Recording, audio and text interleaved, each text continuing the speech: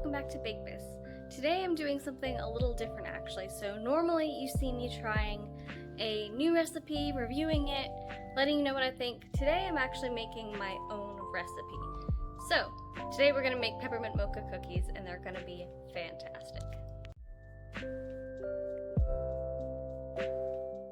So this recipe is one I've made many times before and actually kind of invented in a way. So it started out with me finding a Pinterest long time ago. Well, I say a long time ago, it was like 4-ish years ago, where I figured out through Pinterest how to make chocolate cookies from cake mix. I'm like, okay, cool. And then for Christmas that year, my now mother-in-law invited me to her annual cookie party, which is basically like a cookie swap. Everyone makes their own cookie. You take a bunch of them over to her house. Everyone mixes around the cookies. Everyone gets to go home with a wide variety of Christmas cookies. It's really fun.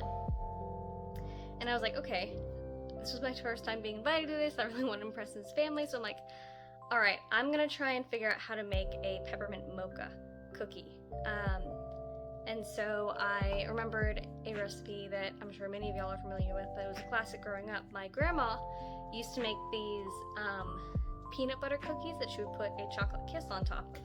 And I was like, okay, well, what if I figure out how to make like a chocolate coffee base and I put a peppermint kiss on top? So that's what I did, and it turned out really well. And I've tweaked the recipe over the years, but this is kind of the recipe that I ended up settling on and the one that's worked the best. And I think it's gonna be really good. Now here's the thing. Whenever I made this recipe, it's not just like we're gonna make a dozen cookies and it'll be fun. I make these cookies in massive batches. I'm talking close to 100 cookies usually at a time. Because between my mother-in-law's cookie swap, and then sometimes we'll host Christmas parties, and then I like to give them out to people, I just make a bunch at once. So that's what we're gonna do today. I think by the time that we're done, we're probably gonna end up with close to, if not actually 100 cookies. And we're gonna see how long it takes to make that many cookies, because I've never really timed it before. So today is going to be partially me, oven's ready, partially me sharing a recipe that I've created with you, and partially a test to see how long it takes to bake 100 cookies. Let's get started. This recipe, as I have it written down, makes about 2 dozen cookies, so we are quadrupling that. But the good thing is this recipe is actually really easy. So all you're gonna need is some cake mix, chocolate cake mix. I really like using the super moist triple chocolate fudge cake mix. I think it's just a really tasty one. It's turned out really well in the past, so I keep coming back to this one year by year. I'm sure any other one would work fine as well though. You're gonna need some butter. You're gonna need a couple eggs. Jeez, sorry about that. Some instant coffee. I'm opting for a little bit on the stronger side just because it's going to give us the most bang for our buck. And then, to put on top and make it super cute, you're going to need some of these peppermint kisses. So, first step, we are going to take some instant coffee and try and make kind of like a concentrate out of it. So I will boil some water and just end up using a very small amount of water and dissolving a lot of tablespoons of instant coffee into it to make a very concentrated coffee drink, essentially. You could probably honestly use a really strong cold brew and get a very similar effect. This is kind of what I do to not mess with the actual cookie consistency that much, but still get a really strong coffee flavor. So let's go do that.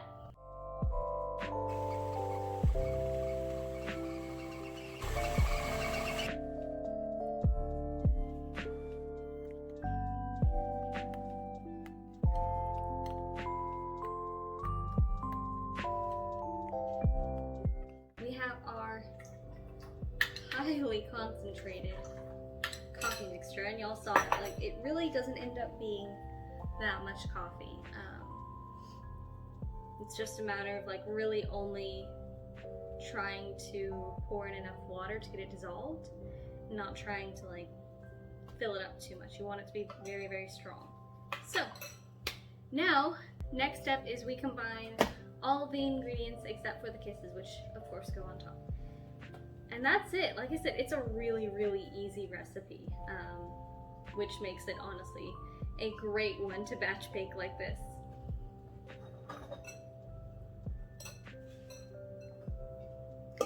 So what I'm gonna do is I'm gonna start by adding the cake mix, the eggs, and the butter, and mix that together first.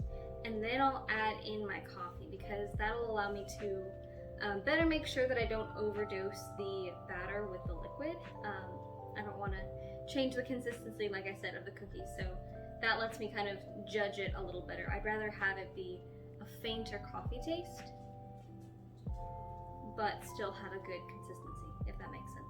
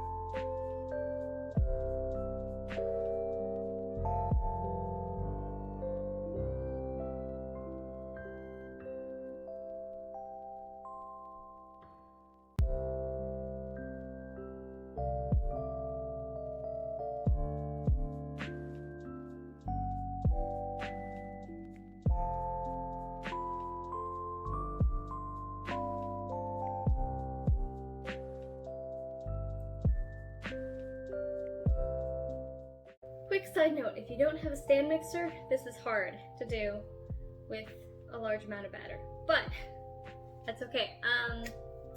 Last step is we are going to take a teaspoon and use that to measure out how big we want our cookies to be. And then just kind of roll them into a little ball, like this. And then we're just gonna put it on the cookie sheet. I could maybe make it a little smaller. So I find that especially when I'm baking to try and make like a bulk batch, it's better to go a little bit more conservatively on the front end. Make them a little bit smaller, because then worst case scenario, you just have more cookies. So I'm gonna load these up on the cookie sheet. We'll pop them in the oven for about 10-ish minutes, 10 to 12 minutes, and then we'll be able to actually put the peppermint kisses on top of them. We'll let them cool for like a couple minutes, maybe like 2 to 5 max. You want the cookies to be cool enough so they don't melt the kisses, but warm enough so they'll actually melt the bottom of the kisses a little bit and stick. So that's the plan. Again, like I said, this is a really, really easy recipe, which is why I make it when I have really big amounts of cookies to make for the holidays.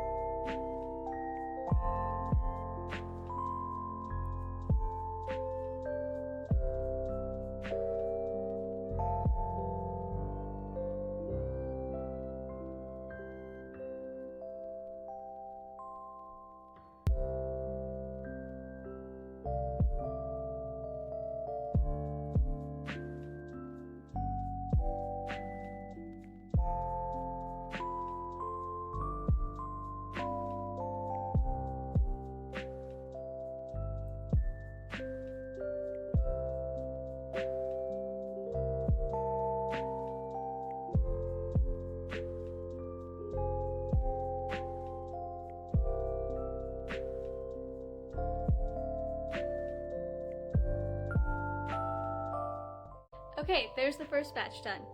Now we just have to do that 4 more times, I think it is. Yeah, 4 more times. So, I'll tune back in when that happens.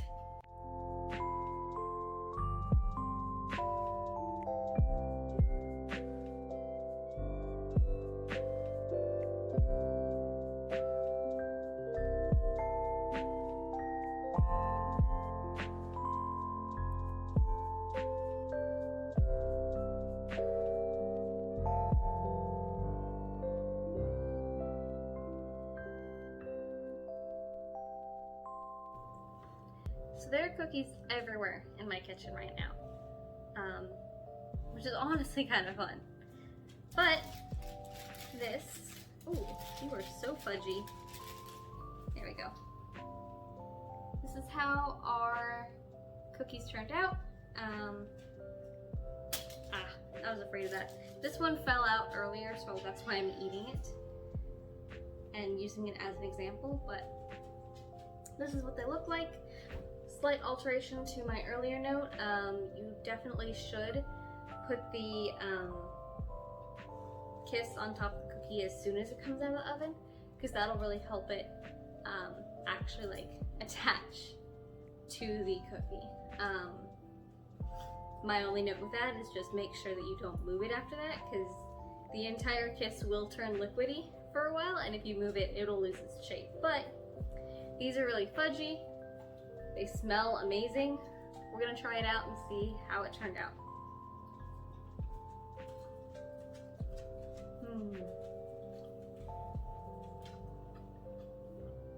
That's good. Got a little bit of a stronger coffee taste to it this year. So if you're wanting it to be a little bit more subtle, I would go with maybe, so I ended up doing for the whole batch, I ended up doing 16 tablespoons of the instant coffee, because I do like 4 to 5 per 2 dozen. What I would do maybe is either lower how many you put in there, or go with like a medium or light roast in the actual instant coffee. So I think that'll tone down the flavor, but I love it like this. It's rich and dark, and then you get the little peppermint flavor in there that brightens it up. Everything we love in a peppermint mocha. Also, in case anyone was wondering, making 100 cookies, yes, we wound up with 100 because I was able to squeeze a few extras in there. Making 100 cookies from this recipe took me about 2 to 2.5 hours, which is actually not that bad. It's kind of the advantage of making a big batch at first and then having a good system going. So I did a lot of like putting the dough on aluminum foil ahead of time. Like while I had some cookies in the oven, I laid out some aluminum foil and had the next batches waiting.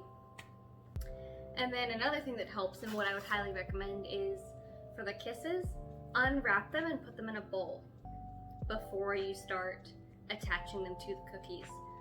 It just makes everything a little bit smoother, a little bit quicker, a little bit easier. That does it for this video. Thank you all so much for watching. I hope you all had fun. I had a lot of fun. I enjoy making these cookies. They're, like I said, super easy, and I think they look super impressive for being so easy, so they're a fun one to make.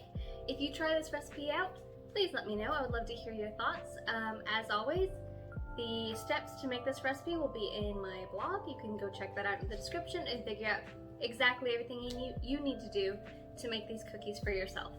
But yeah, thank you so much for watching, and I'll see you in the next day of Bakemas.